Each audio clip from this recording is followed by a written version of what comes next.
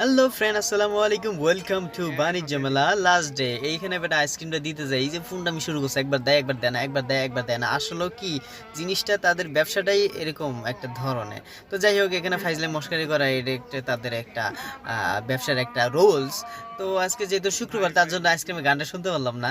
শুনতে পারলে আর একটু ভালো লাগতো, মনটা একটু চাঙ্গা যেত। শুক্রবার তো বিকেলবেলা আসলে ভালো হতো, তো গানটা শুনতে পারলাম না, সরি, দুঃখিত, আই এম সরি। এইদিকে দিকে রুটি বানানোর বেলেন দেখাচ্ছে, আপুটা অনেক সুন্দর, তার জন্য ভাবলাম একটু ভিডিও করে। আপু বলে যে ভিডিও করা যাবে না ভাইয়া, যদি ছবি ওঠাতে হয় তাহলে এটা ছবি ওঠে না। আমি তো জানি আপনাদের চালাকি, ছবি উঠাইয়া দিবেন ফেসবুকে চাইরা। আসলে আপুরা হচ্ছে মেকআপ সুন্দরী, তা দেখতে অবশ্যই ভালোই লাগে, তার জন্য আসলে আসলে জিনিসটা তো ছবি ওঠানো একটা ছলনা, একটা ওনাদের আর কি ছবি ওঠানোর খুব আসলে ইচ্ছা নাই, যেহেতু একটা বিজনেস, সরি।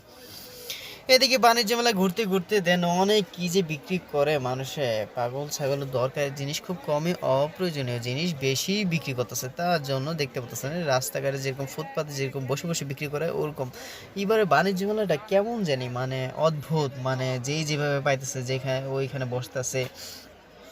মাইক দিয়া ডাইকা ডাইকা বাইসালেন দেইখানেন 100 একদম 100 150 এরকম করে চলতেছে, একদম মনে হয় গুলিস্তানে চলে আসছে মাঝে মধ্যে, এরকম মনে হয়। তো এটা পরিবেশটা একটু ভালো হইতে পারতো যদি কর্তৃপক্ষ চাইতো, তা যদি চাইতো আর কি, ঠিক আছে, তাহলে এটা সম্ভব ছিল। আর এখানে ফুটপাতে খাবারই একটু বেশি জনপ্রিয়। জনপ্রিয় কারণ একটাই, অল্প দামে মচমচা খাবার খায় মানুষের, ছোলা বুট মুড়ি ঝালমুড়ি আইসক্রিম ইত্যাদি দেন, এগুলাই খাওয়া দাওয়া চলছে, ভালোই চলছে। তো আমরা আসছি শুক্রবার দিন, একটু সকাল সকাল আইসা বসছি, একটু যদি বিকেল আসতাম তাহলে মনে হয় তো ভালো হতো, জমজমা। কিন্তু আজকে কিন্তু লাস্ট ডে, হ্যাঁ, 31 লাস্ট ডে ছিল। আর ভিডিওটা করা হয়েছে অনেক আগেই, কিন্তু পোস্ট করতে পারিনি অলসতার কারণে। অলসতা আসলে মানুষের একটা জীবনের একটা অংশ, মানুষের সব কাজ সবাই দিয়ে কিন্তু হয় না। এই যে এই লোকটা দেখেন পেজ কাটতেছে, ওনার কিন্তু পাকিস্তান থেকে আগত, হ্যাঁ। পাকিস্তান থেকেও আসে, আবার ইন্ডিয়া থেকেও আসে, বেশিরভাগ ইন্ডিয়া থেকেও আসে। তো গত বছর এই লোকটাকে আমি দেখছিলাম, একটু চেনা চেনা লাগতেছে, হ্যাঁ। এইখানে আসলে ডিজিটাল ভাবে দেন হাতে, এই আগে মানুষের তো বডি ছাড়া কাজ করতেই পারতো না, এখন তো আধুনিক যুগে আধুনিক হয়ে গেছে।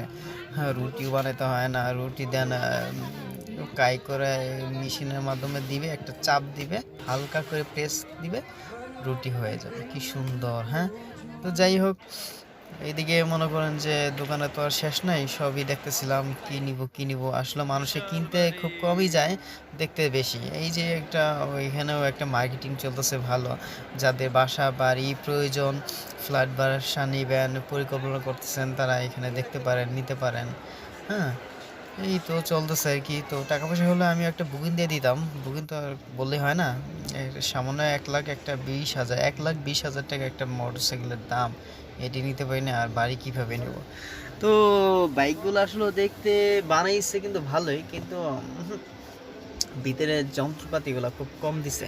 তো এখানে আসলে ফ্রিজ আছে, তারপরে ওভেন আছে, তারপরে দেন বাইক বিক্রি করে পাশাপাশি, হ্যাঁ, এগুলো 3D আর্ট সাথে সাথে বানাই দিব আপনি যদি চান তাহলে আর কি। এদিকে কসমেটিক্সের দোকানে এসে পড়লাম, কিছু পাচ্ছিলাম না, ভাবলাম কি নিব না নিব বলে আর কি হবে। যাক,